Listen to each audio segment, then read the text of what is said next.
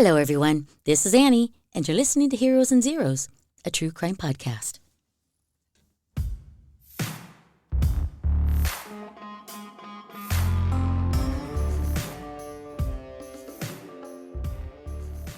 Hello, listeners. Guess what? Our story today revolves around one of the most mysterious places ever recorded in history. The stories surrounding it are numerous, and the tales are tall, and the theories, they are in abundance. Even supernatural phenomena plays a part of this mystery. But what is fact or fiction is something that has yet to be determined. Our story today covers the legendary Bermuda Triangle.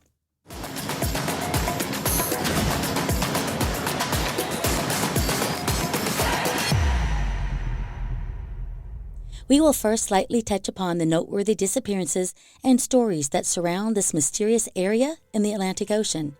And then we'll discuss the theories and the explanations that scientists have brought forth.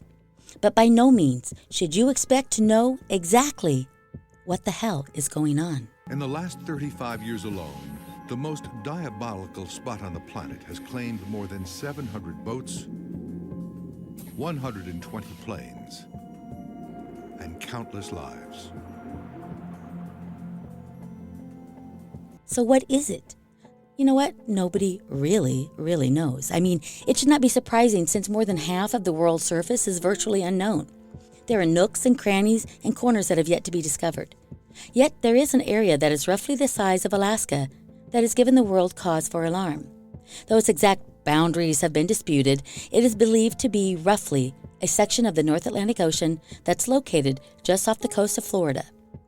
The descriptions of its borders vary, but most accounts cite the 3 points of the triangle as Miami, Puerto Rico, and the island of Bermuda.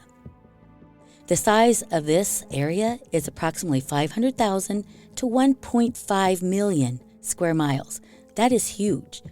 And the region has a vaguely triangular shape, hence its name. So this vast 500,000 miles of sea is also one of the busiest shipping lanes in the world, with several vessels heading to America, Europe, and the Caribbean, crossing through it every single day. The stories around the Bermuda Triangle actually begin in Christopher Columbus's time. Though there are many written accounts of the strange happenings, his is, in fact, the first written account of the triangle. In his account, he reportedly saw a flame of fire crashing into the sea in the triangle during his first voyage to the New World. He mentioned that in his journal, his compass just went berserk once they touched in some unseen boundary that was between Florida and Puerto Rico. In 1950, the first written news on the triangle began to appear by tabloid journalist Edward Van Winkle Jones, who is in no relation to Rip, I believe. Not positive, though. Anyway, he wrote in the Miami Herald newspaper, he wrote about the strange disappearances of a large number of ships off the coast of the Bahamas. Then in 1952, George X. Sand also started writing about the mysterious disappearances. In 1964, the year I was born, there was an article published in the fictional publication called Argosy magazine. But the name Bermuda Triangle wasn't even coined until 1964, so that phrase first appeared in print in a pulp magazine article by Vincent Gaddis, who used the phrase to describe some triangular region that has destroyed hundreds of ships and planes without a trace. End quote. His article was titled The Deadly Bermuda Triangle, and it detailed many of the disappearances and supernatural phenomena that was associated with it. It's also called the Devil's Triangle, since in that region so many lives have been lost and just passing through that area. So once it was unnamed in the North Atlantic Ocean, the Bermuda Triangle and its stories became all the rage in the 1970s. And I remember hearing about the Bermuda Triangle when I was in grade school, which would have been in the 70s. Though there is obviously so much that we do not know or understand, but there are a few things that we do know about the Bermuda Triangle. It does not appear on any world maps, and the U.S. Board on Geographic Names won't recognize the Bermuda Triangle as an official region of the Atlantic Ocean. But when I was researching it, I found, according to writer-reporter Anthony Persico, and he just wrote this article March 31st of 2023, so just this year, he wrote in an article in mashupmath.com that there is a new detailed Bermuda Triangle map that defines its exact location using Google Maps. Also, according to one of my sources, despite its reputation, the Bermuda Triangle does not have a high incidence of disappearances. So I believe that this person is playing the devil's advocate. But I think because the disappearances are so strange and bizarre that it still has to be recognized as something that needs to be researched. They say that disappearances do not occur with greater frequency in the Bermuda Triangle than in any other comparable region of the Atlantic Ocean. And I think that's the word there. The key word is comparable. Well, I don't know. Are there more comparable areas that are, in other words, are there other areas in the world that are similar to the Bermuda Triangle? Obviously not. Nobody else has found another place called, I don't know, the West Point Triangle, or there's nothing else. But it's also a heavily traveled shipping lane. So the fact that things are disappearing there, you can't just say, well, things don't disappear there any more than any place else. Well, I beg to differ. Writers like Charles Berlitz helped popularize the Bermuda Triangle mystery in the 1960s and 70s, but it was Berlitz who cemented the legend of the Bermuda Triangle with his best-selling book called, guess what, The Bermuda Triangle, and that was written in 1974. In his book, Berlitz claimed that the fabled lost island of Atlantis was involved in the disappearances.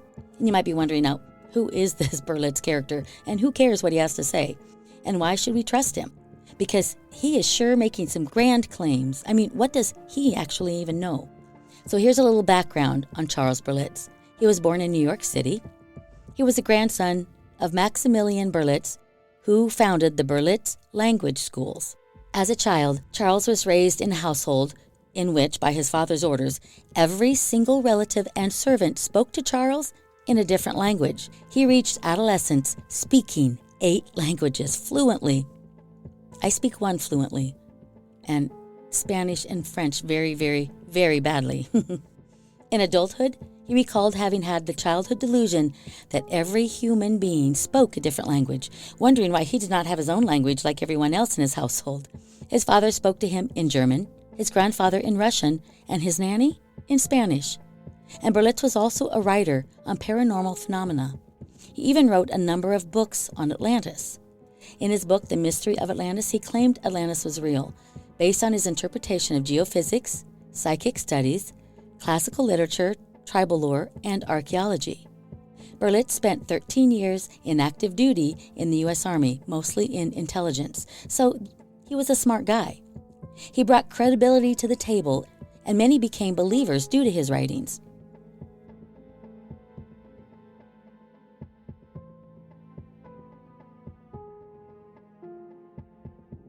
In 2013, the World Wildlife Fund, the WWF, not to be confused with the World Wrestling Federation acronym, conducted an exhaustive study of maritime shipping lanes and determined that the Bermuda Triangle was one of the world's 10 most dangerous bodies of water for shipping.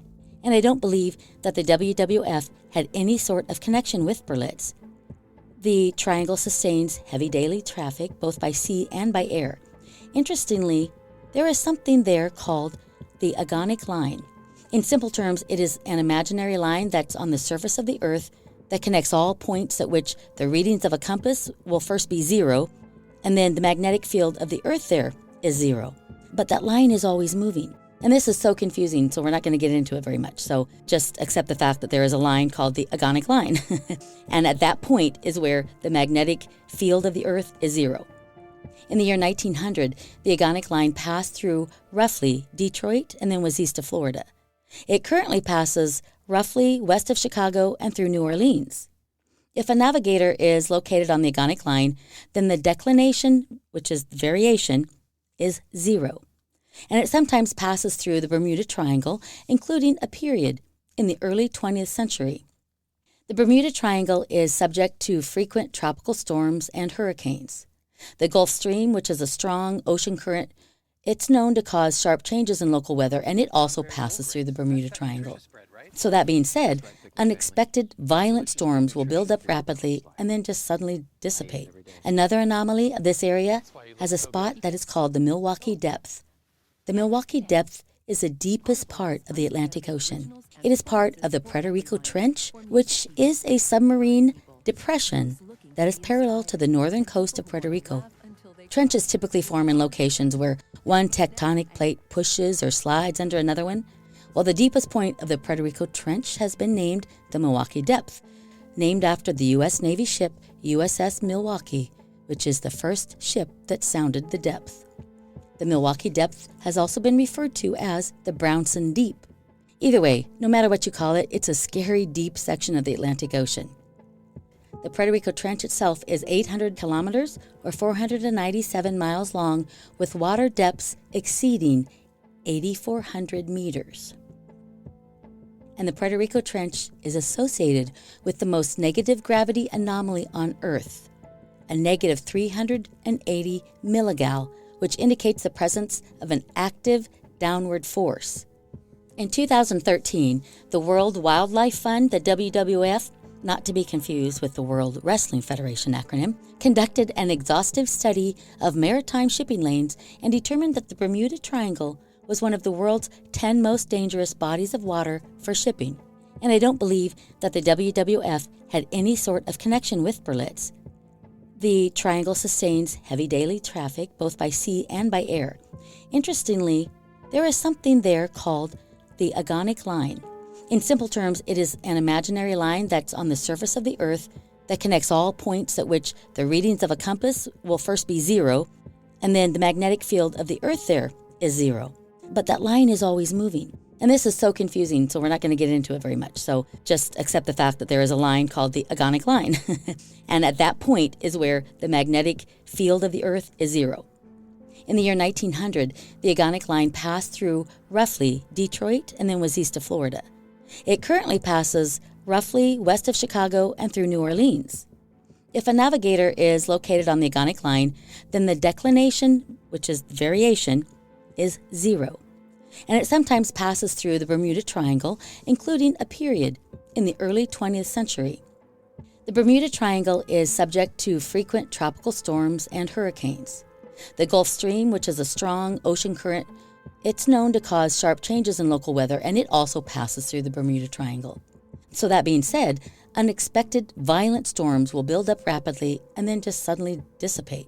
Another anomaly of this area has a spot that is called the Milwaukee Depth.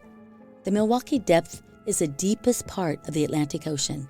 It is part of the Puerto Rico Trench, which is a submarine depression that is parallel to the northern coast of Puerto Rico.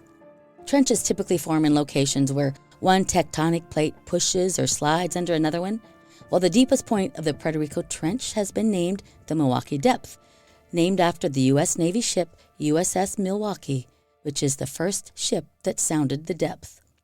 The Milwaukee Depth has also been referred to as the Brownson Deep. Either way, no matter what you call it, it's a scary deep section of the Atlantic Ocean.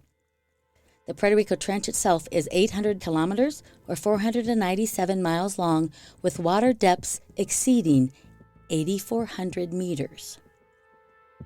And the Puerto Rico Trench is associated with the most negative gravity anomaly on Earth, a negative 380 milligal, which indicates the presence of an active downward force.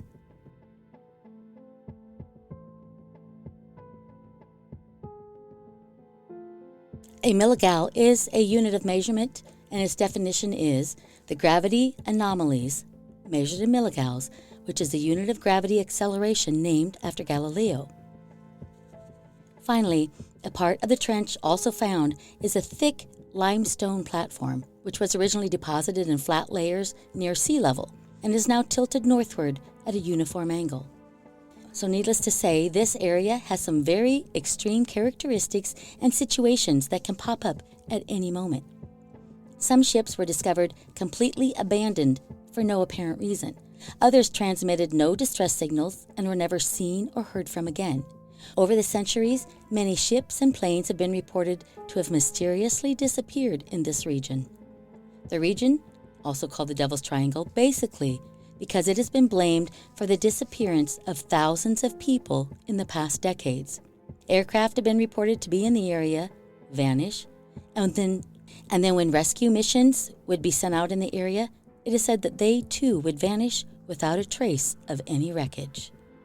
We're not going to cover the theories quite yet, so I think the most interesting part of the Bermuda Triangle are the stories. So let's jump into one. The first one we have is called the Mary Celeste. The Mary Celeste is possibly one of the most mysterious stories of shipwrecks, and this ship is a tale of its own. Despite being found adrift in some other location in the Atlantic Ocean, the connection to the Bermuda Triangle has been somehow invoked to find an answer to the mystery of its fate. Discovered on December 4th, 1872, everything was right in the place except for the entire crew. The ship was found stranded on the sea days after starting its journey from New York to Genoa, Italy. There were 7 crew members, and Captain Benjamin Briggs, his wife, and their 2-year-old daughter were also aboard the vessel, and it was loaded with raw alcohol. But days after, when a passing British ship called the De Gracia found Mary Celeste under partial sail in the Atlantic Ocean off the Azores Islands, the ship was unmanned with no crew aboard, and the lifeboat was also missing. It was also found that 9 of the barrels in the cargo were empty, and there was a sword on the deck. No trace of the people aboard the vessel or the missing lifeboat has ever been found. Studies of the ship clearly ruled out the possibility of a pirate attack, since everything on this ship, including the barrels of alcohol it was transporting, and the crew's valuable belongings were also intact. Theories surrounding the mystery of the Mary Celeste also included the chances of a criminal conspiracy or an alien abduction, and even an attack by a giant squid. The possibility of a natural disaster was also on the list. Many suggested that the role of an undersea earthquake behind the accident, while few proposed an accidental foraying of the vessel into the Bermuda Triangle. Foraying means that the ship accidentally entered the area that was considered forbidden, in case you wonder what foray means.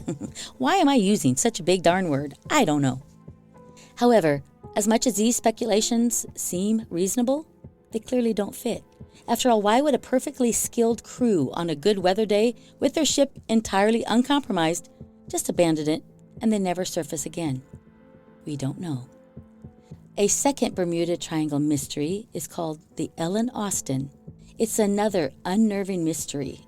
The Ellen Austin in 1881 was 210 feet long, was a white oak schooner, and it was going to New York from London when it stumbled upon a derelict, which means an abandoned ship, near the Bermuda Triangle. Everything seemed fine with the unidentified schooner that was drifting just north of the Sargasso Sea, but the crew was missing. Captain Baker of the Ellen Austin asked to observe the derelict for 2 days to make sure that it wasn't a trap, so I suppose they sat there in the sea just waiting to see if there was any life upon it before entering the ship, just in case it was a trap and someone would try to take over his ship and kill his crew. After 2 days with no response from the ship, the captain entered the abandoned vessel with his crew to find the well-packed shipment, but no sign of the crew. So they decided to tow it back with the Ellen Austin, and the captain placed a prize crew on the ship, and then they decided to set sail together. However, after 2 days of sail on calm waters, a squall separated the path of the 2 ships, in which the derelict then vanished. Days after the storm, according to the stories, Captain Baker's lookout then again could spot the vessel through a spyglass, only to realize that the vessel was drifting far away aimlessly once again. Finally, after hours of effort, Ellen Austin caught up with the vessel. But strangely, no one was on board. The ship's disappearance, reappearance, and the prize crew's absence is an intriguing story. It is more like a secret of the Bermuda Triangle, one that has seemingly no chances of being unraveled anytime soon. I just think that one is so interesting. You see a ship just kind of floating aimlessly in the sea with nobody on board. You decided to put people on it and then take it home with you. So you put your prize crew, the best navigators he could find, and then The ship disappears and then reappears with no crew. That's very strange. Another mystery is called the USS Cyclops. The disappearance of the USS Cyclops is one of the Navy's biggest fuel ships, and it marks the largest loss of life in the history of the U.S. Navy in a single incident, which had to make people sit up and take notice. Setting off on a fairly good day, this ship's first and only message indicated no sort of troubles. She departed on January 9th in 1918 and arrived in Rio on the 28th of January, where she stayed for 2 weeks, unloading and loading cargo. The Cyclops' final mission was to transport 9,960 tons of coal from her home port in Norfolk, Virginia, to Rio de Janeiro, Brazil, and then bring back 11,000 tons of manganese ore. On February 15th, 309 souls departed for Bahia, Brazil. She was carrying a crew of 306 to 309 people, from what I've read from multiple sources, and around 11,000 tons of the manganese ore. On the 22nd of February, the ship embarked then for Maryland and was expected to arrive on March 13th. The last known location of the USS Cyclops was an unplanned stop made at Barbados on March 3rd, with 1,800 nautical miles to go on a 4,844 nautical mile journey. So they were more than halfway there. On March 4th, 1918, the USS Cyclops, en route to Baltimore, Maryland from Brazil, disappeared somewhere inside the Bermuda Triangle. The captain of the USS Cyclops never sent out a distress signal, and no one aboard responded to radio calls from other vessels in the vicinity. An entire search of the area was put into action, but nothing was ever found. The massive vessel and her passengers and crew were never seen or heard from again. No pieces of a shipwreck, no bodies washing ashore, nothing. The naval investigators failed to find a definite cause for its disappearance. Due to its mysterious disappearance, the Cyclops has been part of the list of more than 100 ships and planes to have vanished under strange circumstances in this area. It remains the single largest loss of life in the history of the U.S. Navy that was not directly involving combat. But how could the biggest ship in the U.S. Navy vanish without a trace? I mean, you just can't hide or easily lose a 540-foot long and 65-foot wide ship, can you? Or maybe you can. The cause of its disappearance is still a mystery. Even after more than 100 years, the fate of these souls remains unknown. Another U.S. military incident is the disappearance of Flight 19. It was some 27 years after the disappearance of the Cyclops. Flight 19 was a squadron of bombers, collectively known as Flight 19, under American Lieutenant Charles Carroll Taylor, and it disappeared in the airspace just above the Bermuda Triangle. It is noted that at 2:10 p.m. on December 5, 1945, 5 U.S. Navy Avenger torpedo bombers comprising Flight 19 take off from the Fort Lauderdale Naval Air Station in Florida on a routine 3-hour training mission. After having completed their objective, Flight 19 was scheduled to take them due east for an additional 67 miles, then turn north for 73 miles, and back to the air station after that, totaling a distance of 120 miles. 2 hours after the flight began, mid-flight radio emissions revealed confusion among pilots as Taylor reported that his compass was malfunctioning, making it difficult to stay on course. Taylor, who had been flying in the area for more than 6 months, reported that since his compass and his backup compass had failed, his position was unknown. The pilots of the other planes then started reporting too, in radio transmissions, that they were also having similar malfunctions with their instruments, and they were flying towards the open ocean. All efforts to guide them back to the path failed. Radio facilities on land were contacted to try to find the location of the lost squadron, but none were successful. After 2 more hours of confused messages from the flyers, a distorted radio transmission from the squadron leader Taylor was heard at 6:20 p.m., apparently calling for his men to prepare to ditch their aircraft simultaneously because of lack of fuel. By this time, several land radar stations finally determined that Flight 19 was somewhere north of the Bahamas and east of the Florida coast. So at 7:27 p.m., the U.S. Navy sent a search and rescue Martin Mariner search plane off with a 13-man crew. 3 minutes later, the Mariner aircraft radioed to its home base that its mission was underway. The Martin Mariner and its 13-man crew also disappeared and were never heard from again. Kind of like the Ellen Austin disappearance. Later, there was a report from a tanker cruising off the coast of Florida of a visible explosion seen at 7:50 p.m. The disappearance of the 14 men of Flight 19 and the 13 men of the Mariner led to one of the largest air and sea searches to that date, and hundreds of ships and aircraft combed thousands of square miles of the Atlantic Ocean, the Gulf of Mexico, and remote locations within the interior of Florida. No trace of the bodies or aircraft was ever found. Another triangle mystery is called the Carol A. Deering, and it was a 5-masted commercial schooner, and it is one of the most written about maritime mysteries of the 20th century due to the complete mystery around its abandonment. In late January of 1921, all occupants of the schooner Carol A. Deering disappeared somewhere in the waters along the North Carolina coast. The ship was still in good condition when it was spotted from Cape Hatteras on January 31st in 1921, before it was torn apart on the Diamond Shoals. When the ship was boarded by the Coast Guard after it ran aground, the sails were set, food had been prepared, but was untouched, and everything seemed in order. But what happened to the captain and the crew? The lifeboats were gone, and there was no sign of the 12 men who had been aboard, heading north from Barbados to Norfolk, Virginia. Were they taken by pirates, Russian spies, or was it another mystery of the Bermuda Triangle? Debates ran through the pages of newspapers, and yet to this day, no one knows the true story. There were speculations that the vessel was involved in rum running. Often known as Ghost Ship of the Outer Banks, the disappearance of Carol A. Deering, along with few other vessels during the same time period in the Bermuda Triangle area, has been valuable information on the mysterious waters, but nothing could bring anyone any closer to solving this mystery.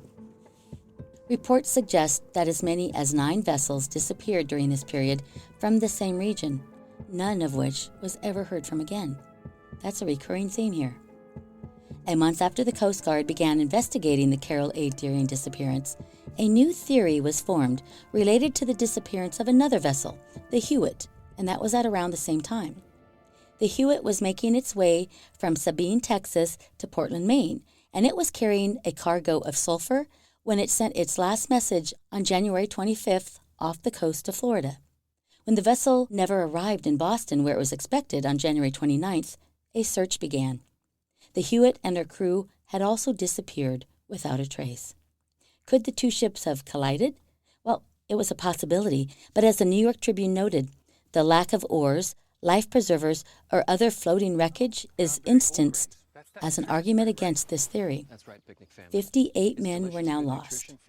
Then in April of 1921, a message in a bottle found by a man on the North Carolina coast seemed to give the answer to the mystery. Titled, "Deering Captured by Oil-Burning Boat," the note read. The State Department began an investigation into the Deering and several other missing ships, and it was suspected that the Deering had been captured by pirates. Then newspapers began reporting the possibility of a Bolshevik plot to steal the ships, the cargo, and the crews, and somehow just whisk them all away to Russian ports. By September, however, it was discovered that the message found in the bottle, the only real evidence of what may have happened to the Deering's crew, was in fact written by the man who supposedly found it. Mr. Christopher Columbus Gray. Nice name. Mr. Christopher Columbus Gray faked the note in the hopes that he could discredit the staff at the Cape Hatteras Lighthouse and take someone's job, it was reported. The hoax had prompted investigations by the U.S. Navy, Treasury, State Department, Department of Commerce, and Department of Justice.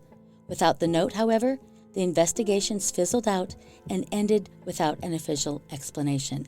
And I bet all those departments were so pissed off. I mean, I would be. What did the Carol A. Deering, the USS Cyclops, and the Hewitt have in common? In addition to the missing people, they all passed over that mysterious stretch of ocean known as the Bermuda Triangle. According to the Coast Guard, Captain R.L. Gaskell, quote, "There is no mystery at all in the disappearance of the crew of the four-mast schooner Carroll A. Deering. This veteran captain was one of the first to spot the Deering heading into shore on January 31st, 1921, and he called the tales of piracy so much newspaper bunk." Captain Gaskell provided a perfectly logical explanation. Faced with the ship stuck on the outer sandbar of the Diamond Shoals, 90-mile-an-hour winds, and wave-like mountains, the crew had to make a quick decision to either stay with the ship and risk being stranded or try to take the lifeboats to shore. With the lifeboats all gone, Captain Gaskell had no doubt, in such a sea as this, the crew of the Deering manned their lifeboats and tried to make shore 9 miles away. But no lifeboat could survive in those waters. End quote. But you would think, though, if everybody died because they jumped on the lifeboat, wouldn't something have been found? I mean, they did a massive search. I would think that a body part would at least pop up. But once again, the mystery remains just that. Another mysterious disappearance was a ship called Witchcraft. The ship named Witchcraft was a stunning 23-foot luxury yacht. Its owner was hotel magnate Daniel S. Barak. He was the former owner of the Galen Hall Hotel in South Heidelberg Township, Pennsylvania. News reports said that Barak, who was a seasoned yachtsman, invited the Reverend Padraig Horgan to experience this stunning view of Christmas lights along the Florida coast. They set sail from his home in Florida's Sunset Island No. 4 aboard Witchcraft on the evening of December 22, 1967. The two gentlemen's journey on the 23-foot luxury yacht was to enjoy the wonderful view of Miami's Christmas lights, and I bet that would be stunning. And what was to be a short pleasure cruise remains an enduring mystery 56 years later. Barak, who was 42, he was captain of the 23-foot cabin cruiser. He sent out a distress signal about 9 p.m. on December 22nd, the Associated Press reported. They were just 1 mile from shore. According to Captain Barak, he stated that his ship had hit something beneath the water, but there was no substantial damage and did not view the craft to be in any danger of sinking. He gave the vessel's location as buoy number 7 in the Miami harbor. Individuals that received his call recalled that he was calm and composed, and they did not feel, based on the sound of his voice, that there was any immediate concern, though immediately they dispatched assistance and indicating that he needed help to be towed to shore. The Coast Guard set off immediately, reaching the last known location of Witchcraft in as many as 19 minutes. At this point, dispatchers did not consider this to be another Bermuda Triangle mystery. It was not until their arrival, just 19 minutes after the call was received from Barak, did they find the situation a bit particular. Many in the area knew that the Witchcraft was designed with a specially built flotation device. It was a luxury yacht, after all, and it was considered to be unsinkable. Even if it had a gaping hole in the hull, it would still be able to be seen bobbing up and down in the water, unable to be sunk. However, when help arrived, the Witchcraft was nowhere in sight. As a matter of fact, there was no evidence that the yacht had even experienced a struggle, and no appearance that a yacht had ever been present. The schooner also had numerous life-saving devices present aboard, including life jackets, lifeboats, flares, distress signals, devices, etc. None of them was used, and the ship was gone. The Coast Guard at Miami put out an alert to all watercraft in the region. 6 Civil Air Patrol planes and 4 Coast Guard and Navy ships joined the search for Barak and Horgan. Horgan was 34, and he was a priest at St. George's Catholic Church in Fort Lauderdale. The search extended as far as Jacksonville, Florida, and into the Bermuda Triangle. The Coast Guard and its searchers combed an amazing 24,500 square miles over 6 days, but found no trace of Barak, Horgan, or Witchcraft.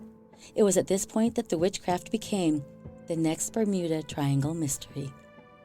Family members and others, though, dispute the Bermuda Triangle theory. They suggest that Barak fell victim to a criminal gang robbing large Florida estates at the time, and the report of the Witchcraft's disappearance was a ruse. The Coast Guard's findings were inconclusive, but one observer noted perhaps only buoy number 7 holds a secret. Nothing of this ship has been found to this day. For all intents and purposes, witchcraft just disappeared. And now there are theories, and the theories abound, as accidents, often mysterious, and they continue to happen in the Bermuda Triangle region. Many have offered a number of explanations for the mystery behind them. The role of paranormal activities and the presence of aliens have been strongly suggested by those who believe something odd is happening, while many with scientific views disputed this argument, offering rational explanations to the phenomenon.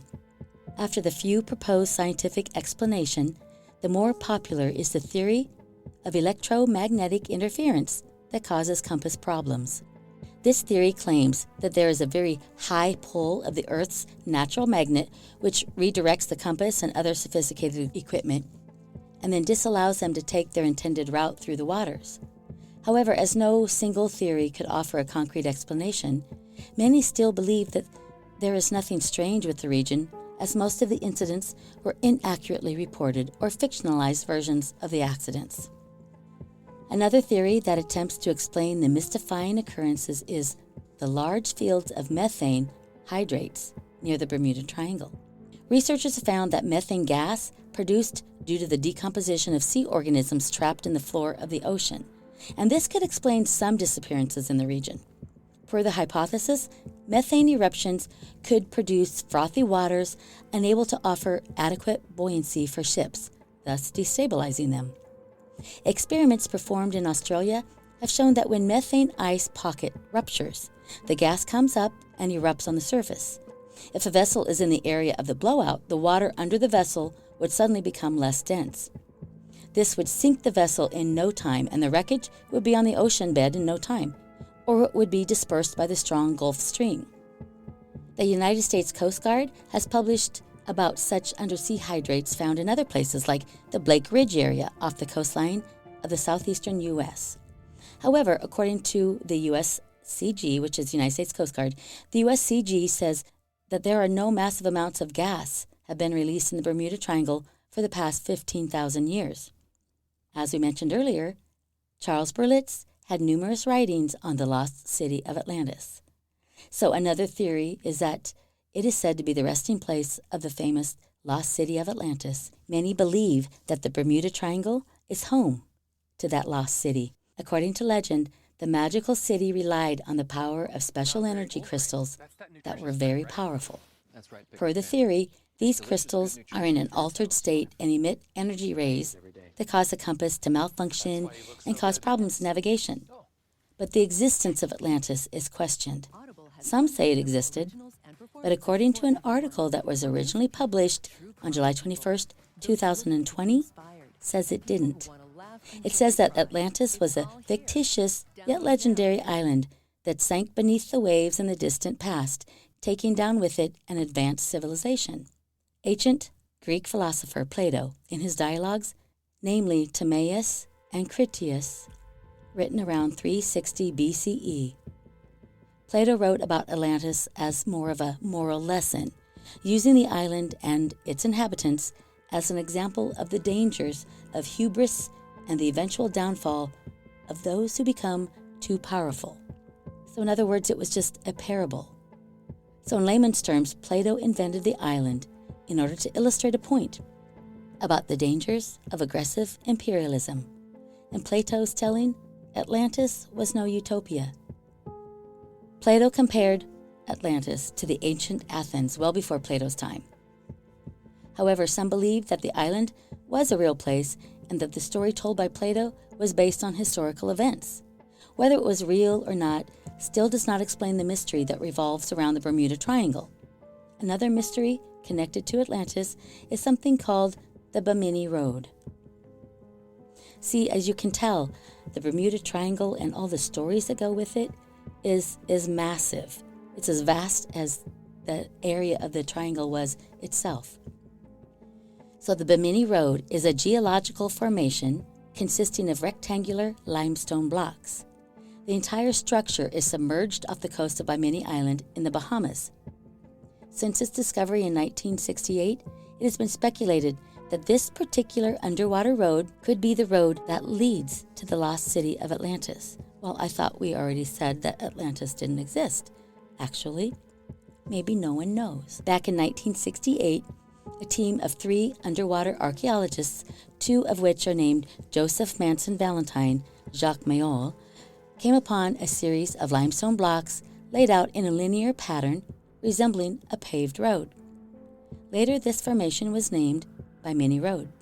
So when you look at the limestone blocks, they all seem man-made. But where are the chisel marks? The absence of any marks caused by tools have led several researchers to believe that the formation could be a natural one.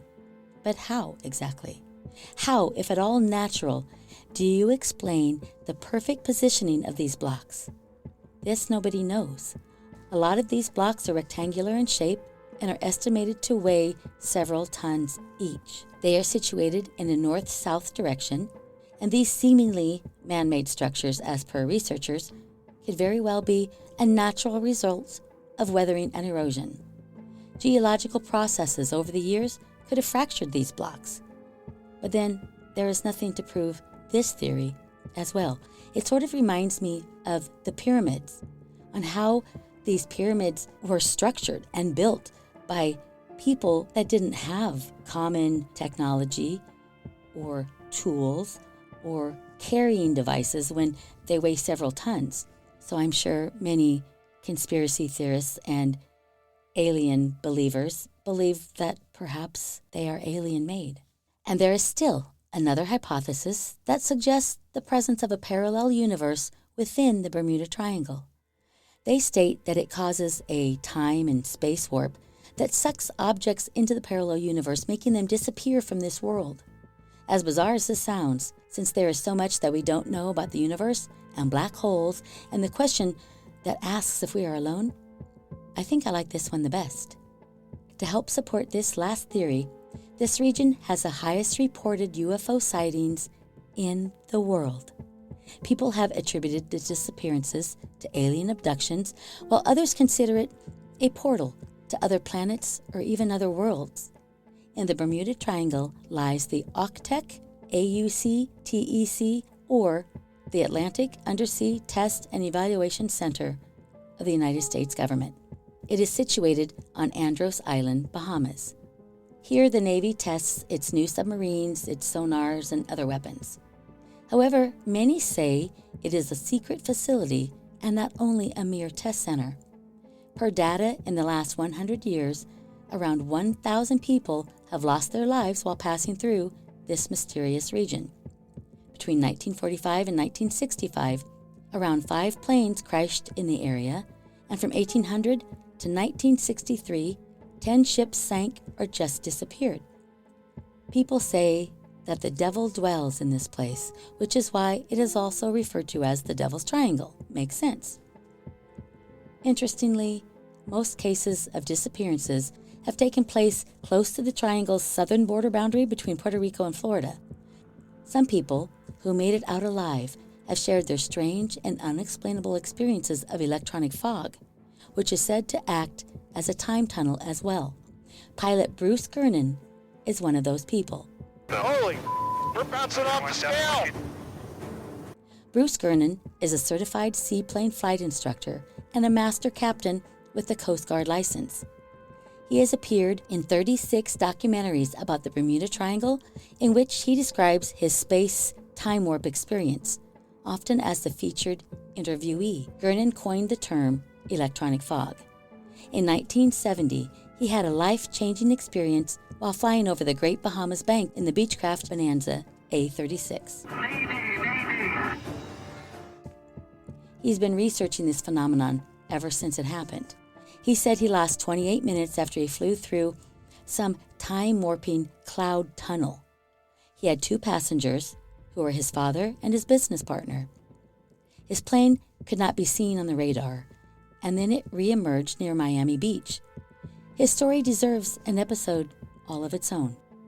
Bruce Gernon has written many books on the subject. Others mention magnetic vortices, which is vortex in plural. This is where hot and cold currents in an area will swirl creating a whirlpool effect within the triangle, which could wreak havoc on a ship's instruments, and the fog from that could block out visibility completely. The Bermuda Triangle has long captured people's minds and fascination, and we may never know exactly what happened to the hundreds of lost ships, aircraft, and crews, and the strange reportings and occurrences may never be fully explained, which is undoubtedly why it has been a subject of interest and speculation for a long time. The idea of unexplainable things once again gives humanity hope in the possibility that there is something more out there. Therefore, the mysteries of the place have been popularized among the masses through movies and TV shows such as Satan's Triangle, Secrets of the Bermuda Triangle, Secrets of the Deep, The Triangle, and many more. It definitely is one of the most mysterious places on the planet that continues to capture the imagination of people around the world. It would be best to say whether it be natural anomalies or paranormal explanations behind the disappearances in the Bermuda Triangle. But one thing is for certain, something is going on there. Thanks for listening, everybody.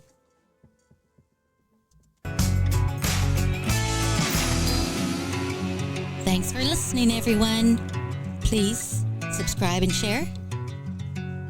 We'll talk to you later. Bye-bye.